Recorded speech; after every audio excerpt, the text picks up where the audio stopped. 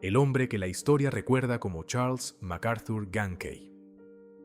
Taylor nació el 28 de enero de 1948 en Artington, una pequeña localidad situada a las orillas del río St. Paul, a unos 25 kilómetros de Monrovia, la capital de Liberia, en la costa occidental de África. Artington no era un pueblo cualquiera. Había sido fundado en el siglo XIX como un asentamiento para esclavos liberados que habían sido enviados desde Estados Unidos a lo que entonces se consideraba su tierra ancestral africana,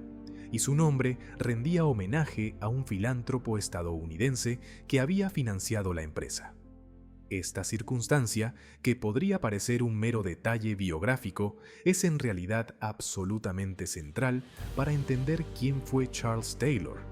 qué lo motivó y cómo logró desatar uno de los conflictos más brutales que el continente africano ha conocido en la era moderna, porque la historia de Liberia es desde sus orígenes una historia de divisiones profundas, de identidades enfrentadas y de una élite que gobernó durante más de un siglo sobre una mayoría a la que despreciaba. Y fue precisamente de esas divisiones de donde Taylor extrajo el combustible para incendiar no solo su propio país, sino toda una región entera del África Occidental. Su padre, Nelson Taylor, era un juez de origen américo-liberiano, es decir, descendiente de aquellos esclavos afroamericanos liberados que habían sido reasentados en la costa occidental de África a partir de la década de 1820. Su madre, Soy Ping, pertenecía en cambio a los Gola, uno de los numerosos pueblos indígenas que habitaban el interior de Liberia mucho antes de que los colonos americio-liberianos llegaran desde el otro lado del Atlántico. Esta doble herencia, mitad americio-liberiana y mitad indígena, colocaba a Charles Taylor en una posición peculiar dentro de la sociedad liberiana, a caballo entre dos mundos que se miraban con desconfianza mutua y que estaban separados por un abismo de privilegio, poder y resentimiento acumulado durante generaciones. El joven Charles creció en un hogar de clase media que, si bien no era opulento, disfrutaba de un nivel de vida considerablemente superior al de la inmensa mayoría de la población indígena del país.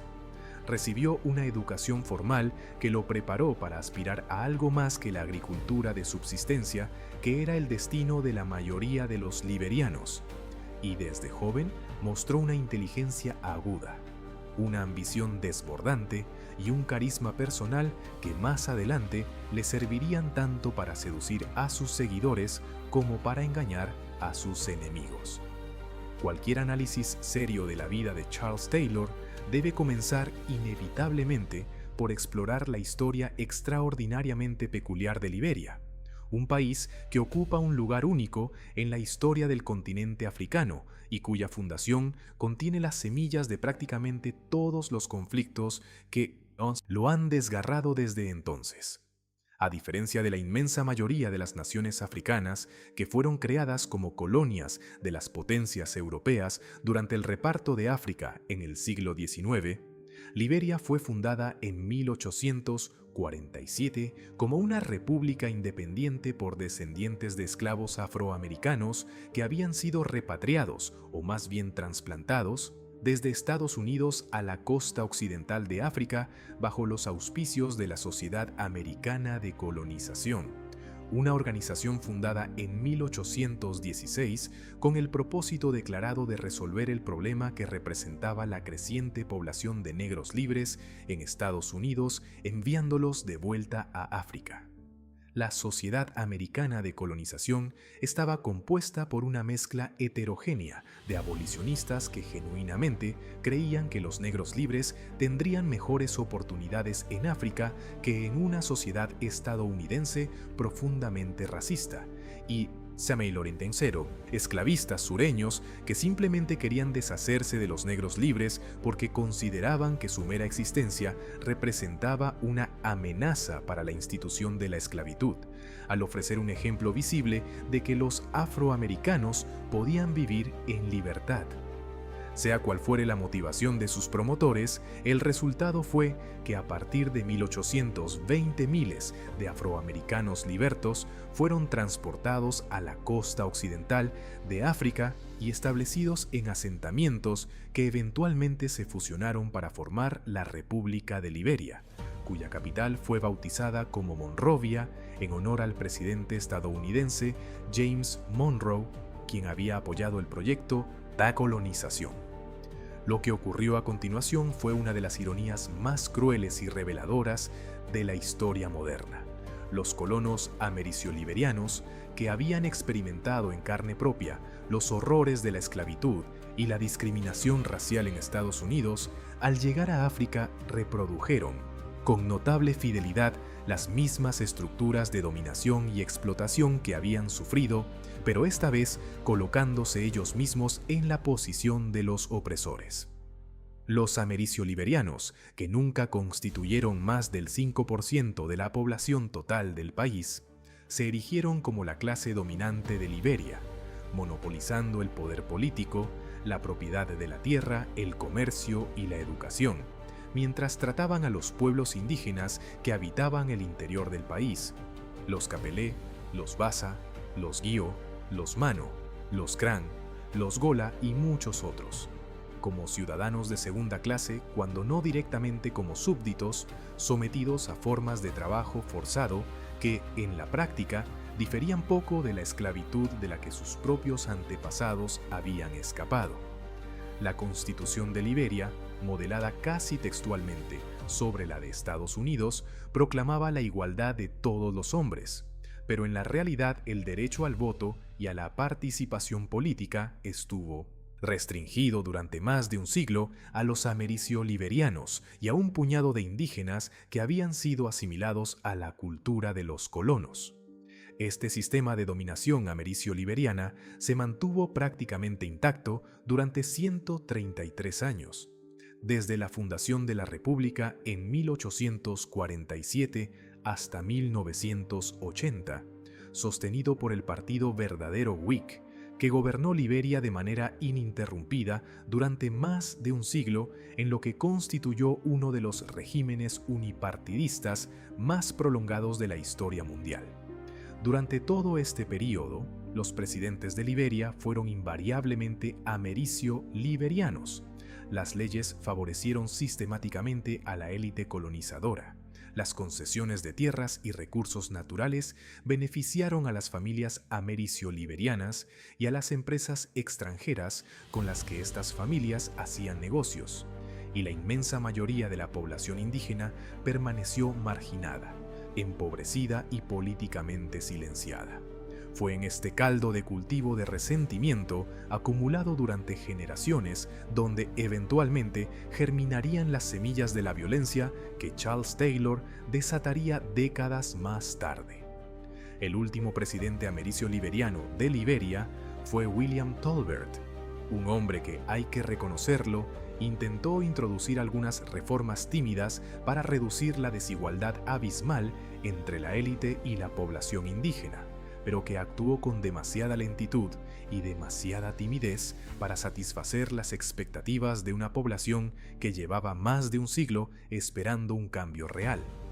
La crisis que acabaría con el dominio americio-liberiano se precipitó en abril de 1979, cuando el gobierno de Tolbert anunció un aumento en el precio del arroz, el alimento básico de la población liberiana.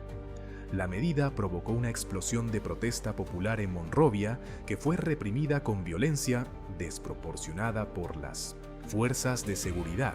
dejando decenas de muertos y centenares de heridos en lo que se conoció como los disturbios del arroz.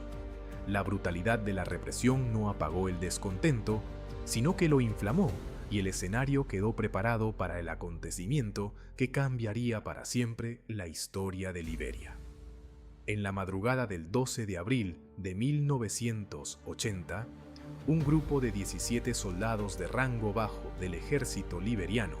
todos ellos de origen indígena, irrumpió en la residencia ejecutiva de Monrovia y asesinó al presidente William Tolbert en su cama. El líder del golpe era el sargento mayor Samuel Canyon Doe,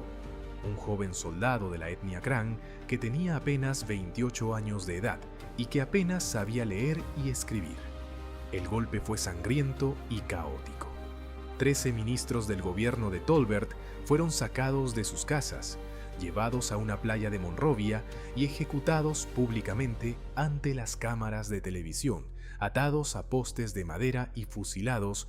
mientras una multitud que había sufrido durante generaciones bajo el yugo americio-liberiano celebraba con júbilo salvaje lo que percibía como el fin de una era de opresión.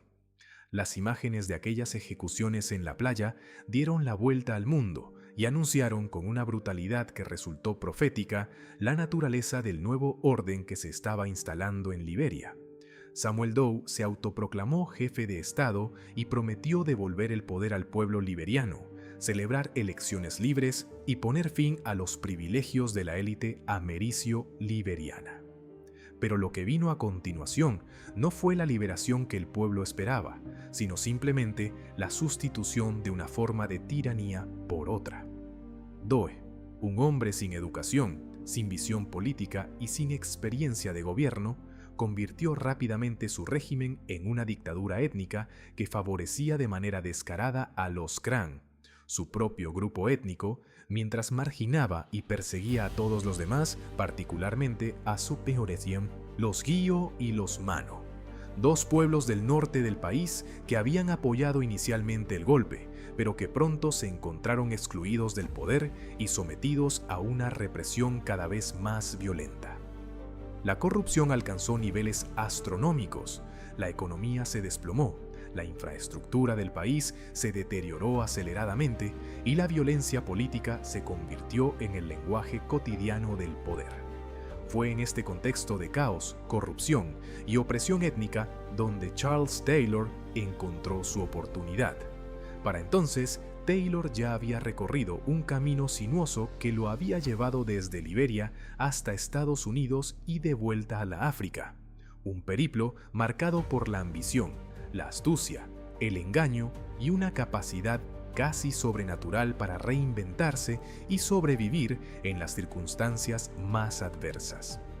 A finales de la década de 1960, Taylor había viajado a Estados Unidos para continuar su educación, una oportunidad que estaba al alcance de muy pocos liberianos, pero que su condición de americio liberiano le facilitaba.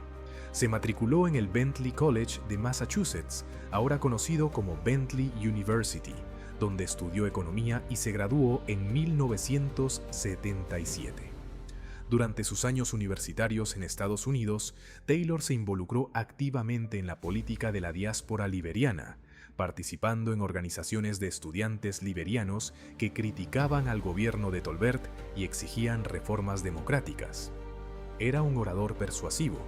un organizador eficaz y un hombre que irradiaba una confianza en sí mismo que resultaba magnética para unos e inquietante para otros. Cuando Samuel Doe tomó el poder en 1980, Taylor vio una oportunidad y regresó a Liberia, donde logró ganarse la confianza del nuevo dictador y fue nombrado director de la Agencia General de Servicios del Gobierno, un cargo que le daba control sobre las compras y adquisiciones del Estado, es decir, acceso directo al dinero público. Taylor aprovechó esta posición para enriquecerse personalmente, desviando fondos gubernamentales hacia sus propias cuentas con una audacia que incluso en el contexto generalizado de corrupción del régimen de Doe resultaba notable. Pero su avaricia fue también su perdición temporal. En 1983, acusado de haberse apropiado de aproximadamente $900,000 en fondos públicos, Taylor fue destituido de su cargo y huyó de Liberia de vuelta a Estados Unidos para evitar ser arrestado. Lo que ocurrió a continuación es uno de los episodios más enigmáticos y controvertidos de la vida de Charles Taylor, un episodio que ha dado lugar a teorías conspirativas que persisten hasta el día de hoy.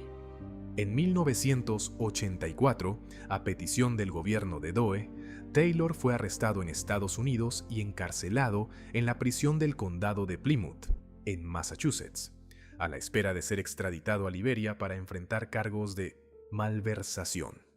Pero en septiembre de 1985, Taylor y otros 4 reclusos escaparon de la prisión de una manera que resulta difícil de explicar sin invocar algún tipo de ayuda externa. Según la versión más extendida, Taylor y sus compañeros de fuga cerraron los barrotes de una ventana, se descolgaron utilizando sábanas atadas y desaparecieron en la noche. La facilidad de la fuga llevó a muchos a especular que Taylor había recibido ayuda de alguna agencia de inteligencia, probablemente la CIA estadounidense, que habría tenido interés en utilizarlo como instrumento para desestabilizar el régimen de Doe, que se había vuelto cada vez más impredecible e incómodo para Washington. Taylor siempre negó haber recibido ayuda de la CIA, pero nunca ofreció una explicación convincente de cómo logró escapar de una prisión estadounidense, cruzar la frontera, salir del país y reaparecer en África Occidental sin ser detectado por las autoridades de número 9 Inmigración. Tras su misteriosa fuga, Taylor pasó varios años moviéndose por África Occidental,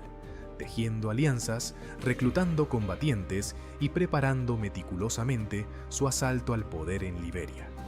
Viajó a Ghana, donde entró en contacto con disidentes liberianos. Se trasladó a Burkina Faso, donde el presidente Thomas Sankara y más tarde su sucesor Blaise Compaoré le ofrecieron apoyo logístico. Y de manera crucial, viajó a Libia, donde el coronel Muammar Gaddafi, el dictador que se había erigido como patrocinador de movimientos insurgentes en toda África, le proporcionó entrenamiento militar, armas, dinero y un campamento donde reclutar y entrenar a los combatientes que formarían el núcleo de su futuro ejército rebelde.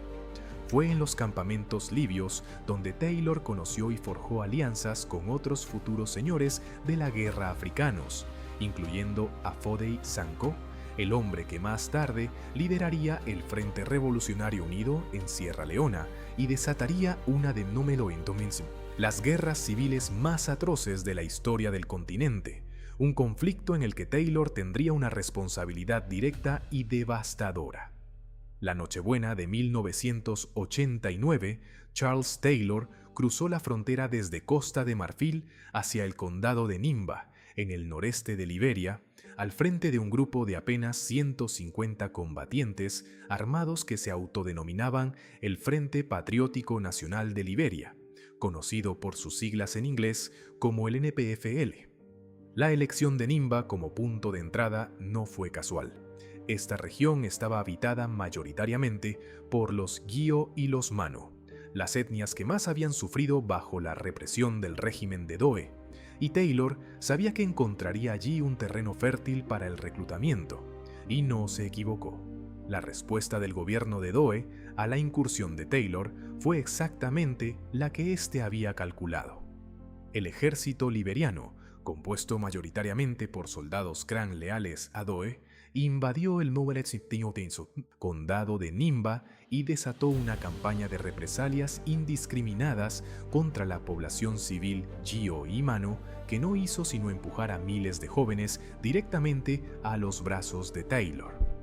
En cuestión de semanas, los 150 combatientes iniciales se habían convertido en miles, y el NPFL avanzaba como un incendio forestal por el interior de Liberia, tomando pueblos y ciudades con una rapidez que sorprendió tanto al gobierno como a los observadores internacionales. Si te está gustando este video, suscríbete al canal para no perderte más historias como esta.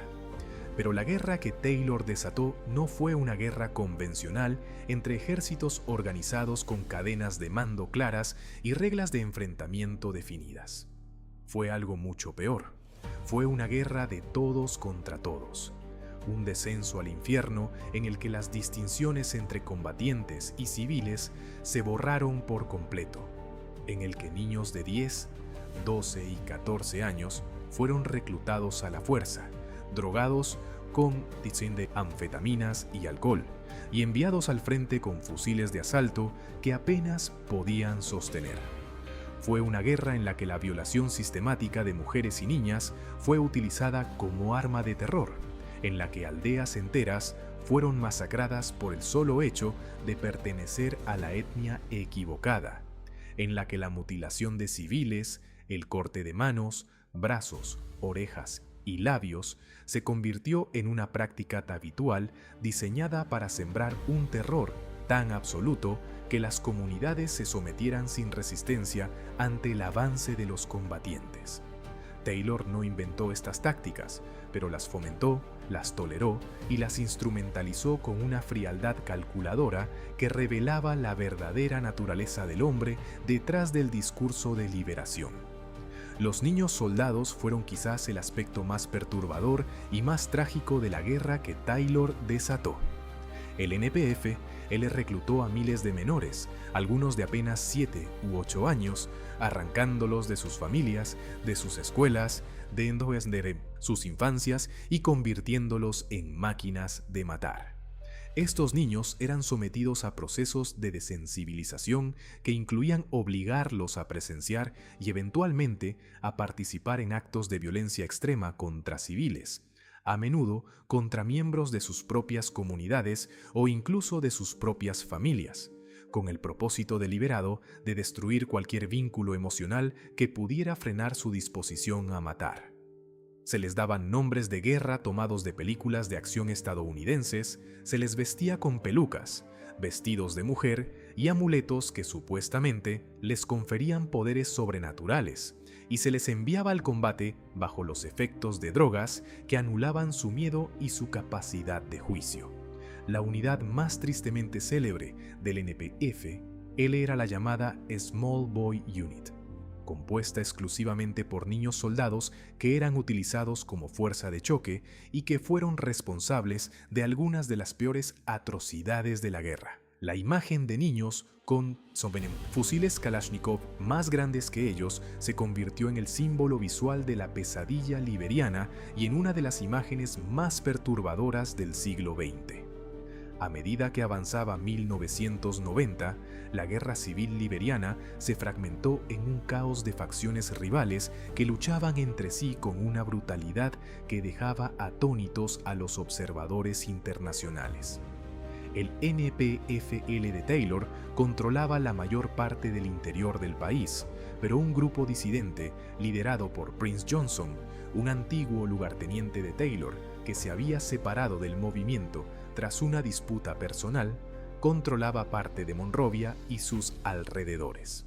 Las fuerzas gubernamentales de Doe, cada vez más debilitadas y desmoralizadas, apenas mantenían el control de algunos barrios de la capital. Y para complicar aún más las cosas, la Comunidad Económica de los Estados de África Occidental, conocida por sus siglas en inglés como ECOWAS, desplegó una fuerza de interposición multinacional llamada ECOMOG, compuesta principalmente por soldados nigerianos, con la misión teórica de restaurar la paz, pero que en la práctica se convirtió en otro actor armado, más en un conflicto que ya tenía demasiados. El momento que quizás mejor encapsula la barbarie de la Primera Guerra Civil Liberiana ocurrió el 9 de septiembre de 1990, cuando el presidente Samuel Doe, que se había refugiado en las instalaciones del cuartel general del ECOMOG en Monrovia, creyendo que estaría seguro allí, fue capturado por combatientes leales a Prince Johnson.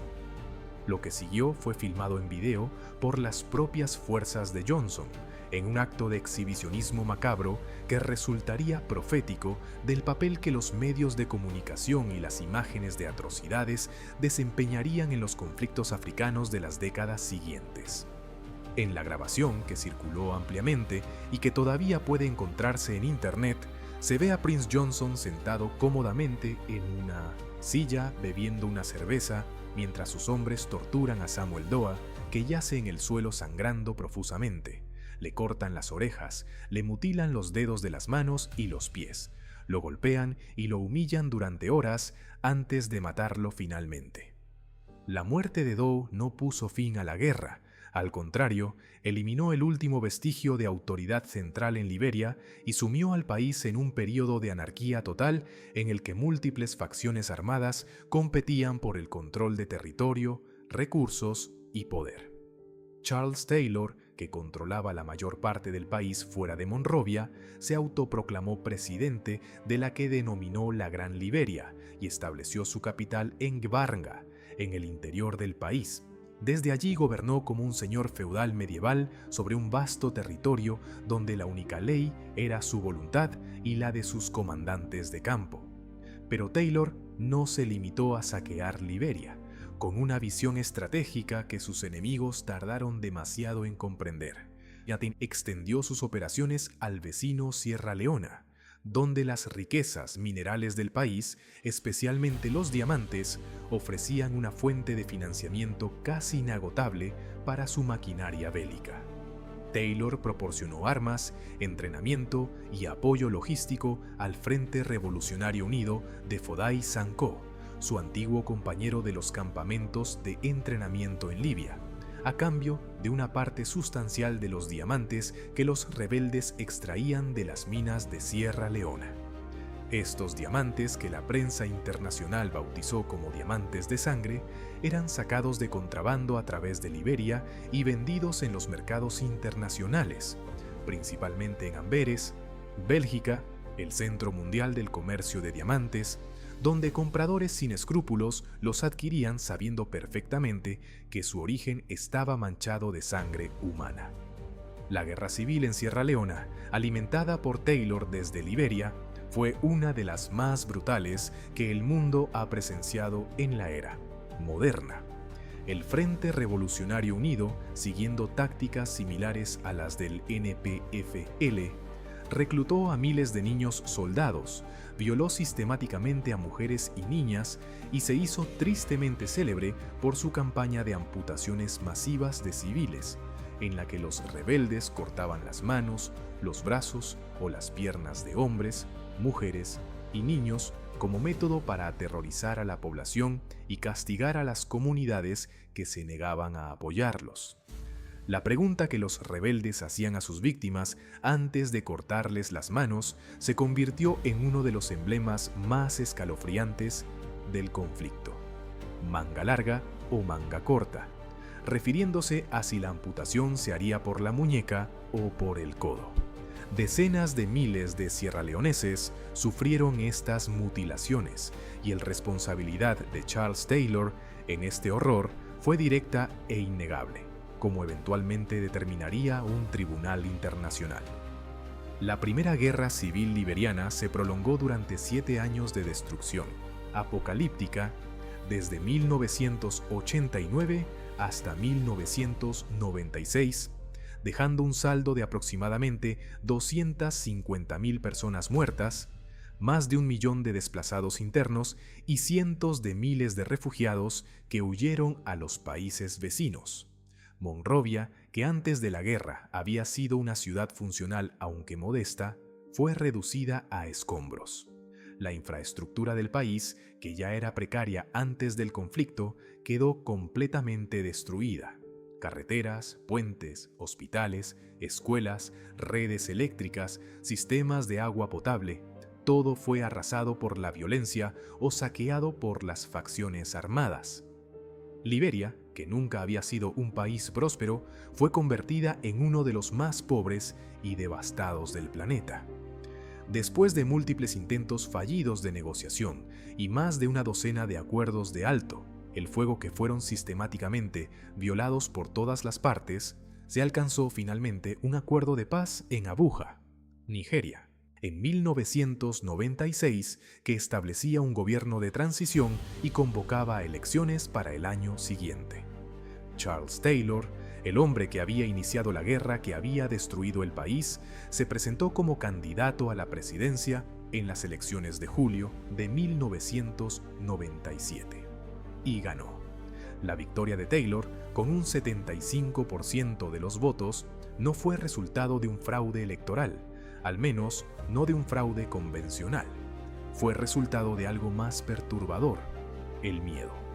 Los liberianos, agotados por 7 años de guerra y aterrorizados ante la perspectiva de que Taylor reanudara el conflicto si perdía las elecciones, votaron masivamente por él como la opción menos mala, como la única forma de garantizar que la guerra no volviera. Un eslogan popular durante la campaña electoral lo resumía con una sinceridad desgarradora. Él mató a mi madre, él mató a mi padre, pero votaré por él. Una frase que encapsulaba la lógica perversa de una sociedad que había sido sometida a tal nivel de terror que elegir a su propio torturador parecía la decisión más racional disponible. La presidencia de Charles Taylor, que se extendió desde agosto de 1997 hasta agosto de 2003, fue exactamente lo que cualquier observador informado habría predicho: un desastre para Liberia y para toda la región del África Occidental. Taylor gobernó como un autócrata que no rendía cuentas a nadie, centralizando todo el poder en sus manos, persiguiendo a la oposición real o imaginaria, saqueando los recursos del país y manteniendo su involucramiento en la guerra civil de Sierra Leona, que continuaba desangrando al país vecino con una ferocidad que horrorizaba al mundo. La corrupción fue sistemática y total. Los ingresos del Estado provenientes de las exportaciones de madera, caucho, mineral de hierro y diamantes de contrabando eran desviados a las cuentas personales de Taylor y sus colaboradores más cercanos, mientras la población liberiana vivía en condiciones de miseria absoluta, sin acceso a servicios básicos como agua potable, electricidad, educación o atención médica. El estilo de vida personal de Taylor durante sus años como presidente era un insulto obsceno a la pobreza que lo rodeaba. Mientras la mayoría de los liberianos sobrevivían con menos de $1 al día, Taylor vivía rodeado de lujos, con una colección de automóviles de alta gama, propiedades inmobiliarias en varios países, trajes de diseñador y un séquito de guardaespaldas, asesores y aduladores que alimentaban su ego desmesurado.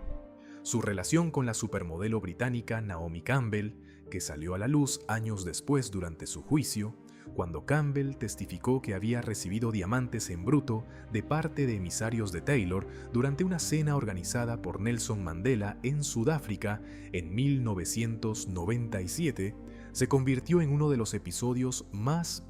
mediáticos y reveladores del caso, un símbolo perfecto de la intersección entre el glamour occidental y la sangre africana que el comercio de diamantes de conflicto encarnaba. Pero la ambición desmedida de Taylor y su incapacidad para consolidar un gobierno estable terminaron por volverse en su contra. A finales de la década de 1990 y principios de la de 2000, surgieron nuevos grupos armados que desafiaron su autoridad, apoyados en muchos casos por los mismos países vecinos que Taylor había desestabilizado durante años. Guinea, que había sufrido incursiones de fuerzas respaldadas por Taylor, comenzó a apoyar a grupos rebeldes liberianos.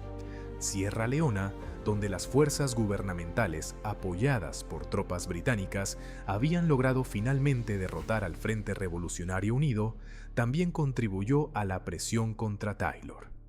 En 1999 estalló la Segunda Guerra Civil Liberiana, cuando un grupo rebelde llamado Liberianos, Unidos por la Reconciliación y la Democracia, conocido por sus siglas en inglés como LURD, lanzó una ofensiva desde la frontera con Guinea que rápidamente ganó terreno en el norte y el oeste del país.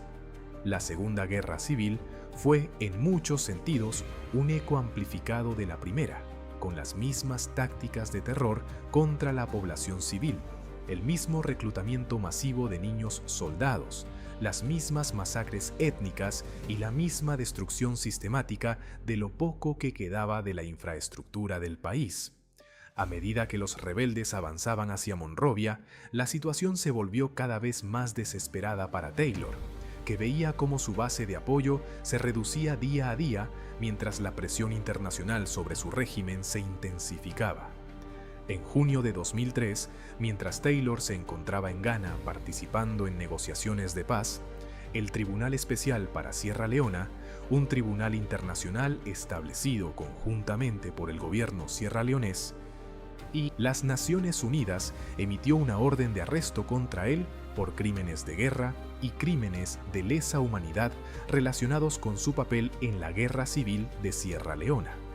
Taylor logró evitar ser arrestado en Ghana y regresó precipitadamente a Monrovia, pero la emisión de la orden de arresto marcó un punto de inflexión. Por primera vez, un tribunal internacional había encausado a un jefe de Estado africano en ejercicio, enviando un mensaje inequívoco de que la impunidad de la que habían gozado los dictadores y señores de la guerra del continente estaba llegando a su fin. Acorralado militarmente por los rebeldes que cercaban Monrovia, presionado diplomáticamente por la comunidad internacional y enfrentando una orden de arresto del Tribunal Especial para Sierra Leona, Charles Taylor finalmente aceptó renunciar a la presidencia el 11 de agosto de 2003. En un acuerdo negociado con la mediación de Nigeria y otros países africanos, Taylor entregó el poder y partió al exilio en Nigeria, donde el presidente Olusegun Obasanjo le ofreció asilo en la ciudad de Calabar, en el sureste del país. Un gobierno de transición asumió el poder en Monrovia, supervisado por una fuerza de mantenimiento de la paz de las Naciones Unidas que desembarcó en Liberia con el mandato de desarmar a las facciones combatientes y preparar el terreno para unas elecciones democráticas. En 2005, esas elecciones llevaron al poder a Ellen Johnson Sirleaf, quien se convirtió en la primera mujer elegida como jefa de Estado en África, un momento histórico que parecía marcar el inicio de una nueva era para Liberia, aunque los desafíos que enfrentaba el país eran tan monumentales que ningún gobierno, por competente y bien intencionado que fuera, podría resolverlos en una sola generación. Pero la historia de Charles Taylor no terminó con su partida al exilio nigeriano. Durante casi 3 años, Taylor vivió en Calabar como un invitado del gobierno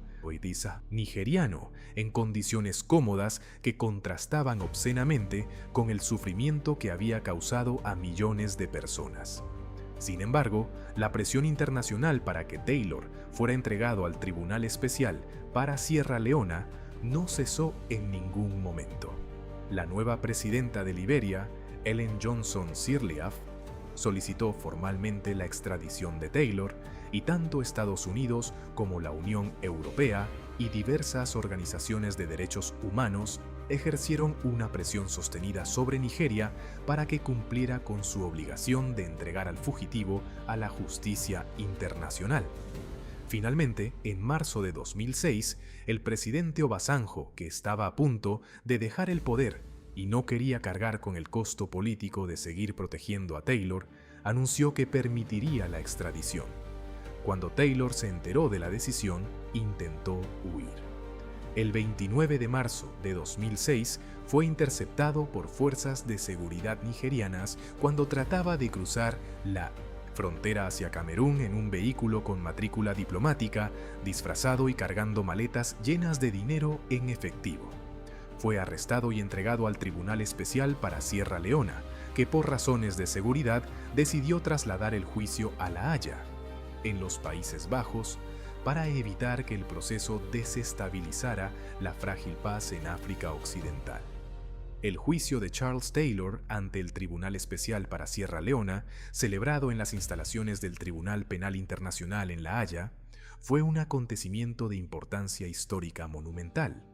Era la primera vez desde los juicios de Nuremberg contra los líderes nazis que un ex jefe de Estado era juzgado por un tribunal internacional por crímenes de guerra y crímenes de lesa humanidad.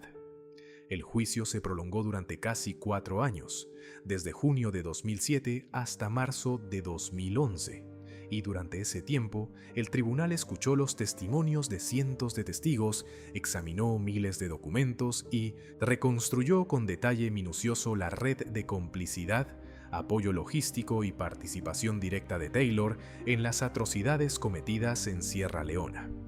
Taylor fue acusado de 11 cargos que incluían actos de terrorismo, asesinato, violación, esclavitud sexual, reclutamiento de niños soldados, saqueo y, de manera particularmente significativa, de la planificación y dirección de la campaña de amputaciones masivas que había horrorizado al mundo. La fiscalía argumentó que Taylor no era simplemente un proveedor de armas que vendía fusiles a cambio de diamantes, sino el cerebro detrás de una estrategia deliberada de terror que utilizaba la violencia extrema contra civiles como instrumento para controlar territorio, explotar recursos naturales y mantener su influencia en la región. Taylor se defendió con la astucia y la elocuencia que lo habían caracterizado a lo largo de toda su carrera. Negó toda responsabilidad en las atrocidades cometidas en Sierra Leona, se presentó como un líder que había buscado la paz y la estabilidad en la región. Acusó al tribunal de ser un instrumento de las potencias occidentales para castigar a líderes africanos independientes y denunció lo que calificó como una conspiración internacional en su contra. Su defensa fue hábil pero no convincente, porque la montaña de evidencia que la fiscalía había acumulado era simplemente abrumadora. El 26 de abril de 2012, el Tribunal Especial para Sierra Leona declaró a Charles Taylor culpable de los 11 cargos que se le imputaban, incluyendo la planificación de crímenes contra la humanidad, crímenes de guerra y otras violaciones graves del derecho internacional humanitario. El tribunal determinó que Taylor había proporcionado apoyo financiero, material y moral al Frente Revolucionario Unido, sabiendo que este grupo estaba cometiendo atrocidades sistemáticas contra la población civil de Sierra Leona y que al hacerlo se había convertido en cómplice directo de esos crímenes. El 30 de mayo de 2012, Taylor fue sentenciado a 50 años de prisión, una condena que, dada su edad de 64 años en el momento de la sentencia, equivalía en la práctica a cadena perpetua.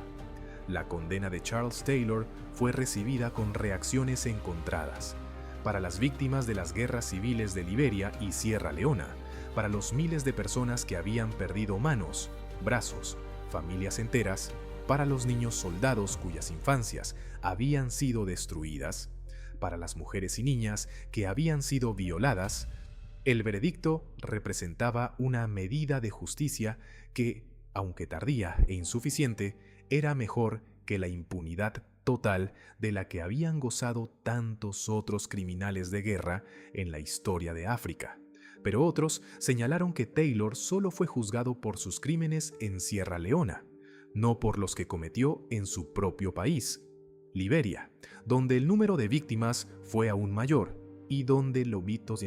destrucción fue aún más completa. Las víctimas liberianas de Taylor, los 250.000 muertos de la Primera Guerra Civil, los miles de niños soldados reclutados a la fuerza, las mujeres violadas, las comunidades arrasadas, nunca recibieron justicia formal, y la Comisión de Verdad y Reconciliación de Liberia, que recomendó que Taylor y otros señores de la guerra fueran juzgados, vio sus recomendaciones esencialmente ignoradas por un gobierno que priorizó la estabilidad política sobre la justicia. Tras su condena, Taylor fue trasladado al Reino Unido para cumplir su sentencia en una prisión británica, en virtud de un acuerdo entre el Tribunal Especial para Sierra Leona y el gobierno británico. Se encuentra actualmente recluido en la prisión de categoría alta de Franklin, en el condado de Durham, en el norte de Inglaterra, a miles de kilómetros de la tierra que destrozó y de las víctimas cuyas vidas destruyó. Desde prisión, Taylor ha mantenido un perfil bajo, aunque ocasionalmente ha intentado apelar su sentencia alegando diversas irregularidades procesales, todas las cuales han sido rechazadas por el tribunal.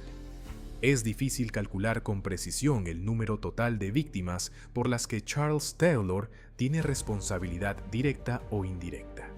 Solo en Liberia, las 2 guerras civiles que él inició o alimentó causaron la muerte de aproximadamente 400.000 personas en un país que antes de la guerra tenía una población de apenas 3 millones.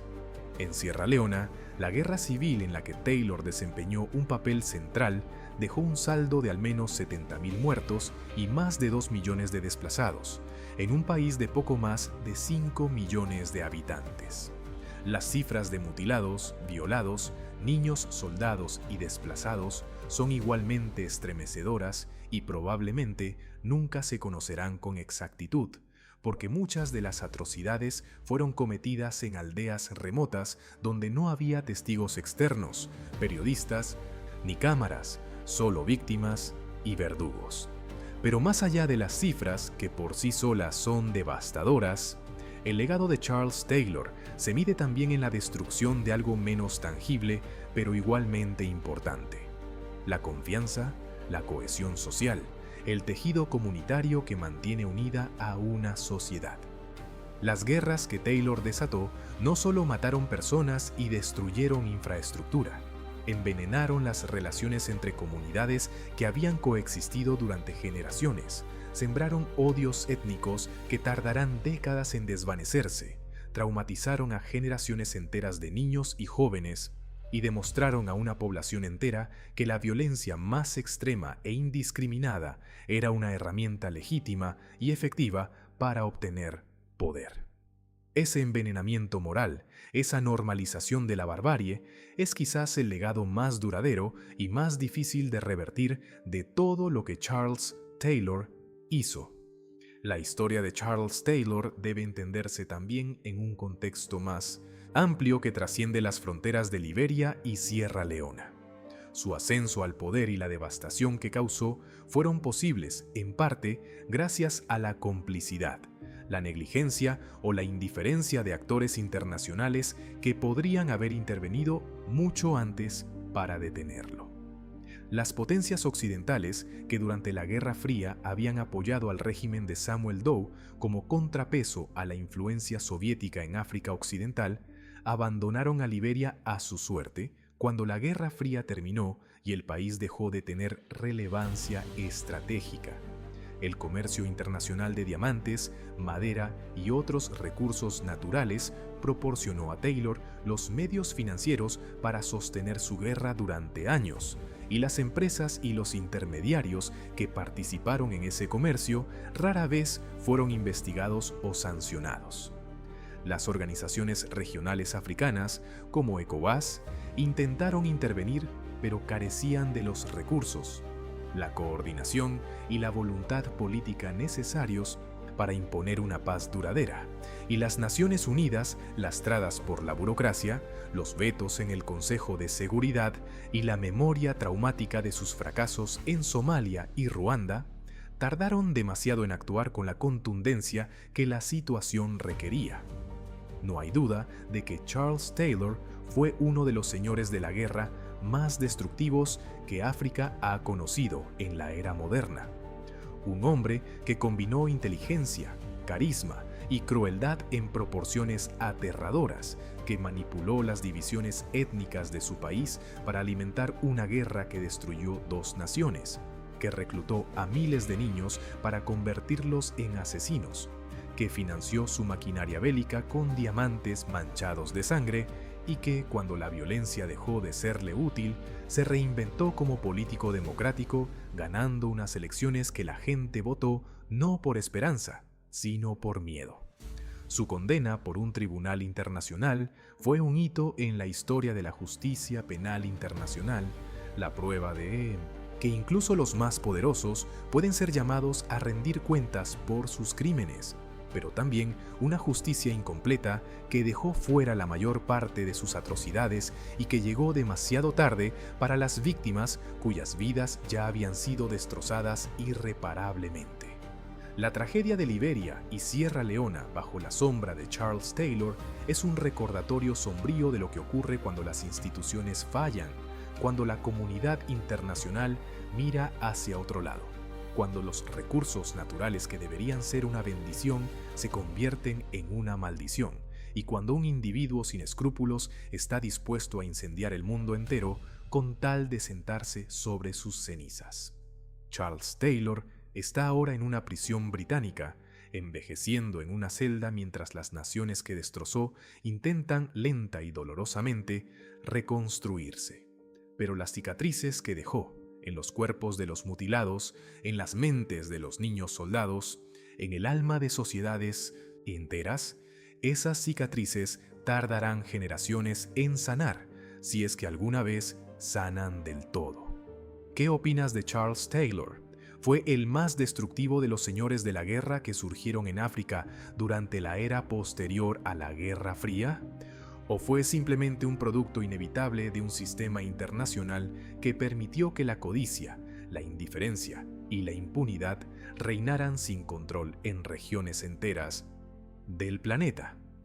Déjanos tu opinión en los comentarios. Y si te gustó este video, suscríbete al canal para no perderte las próximas historias que tenemos preparadas para ti. Mientras tanto, muchas gracias por vernos.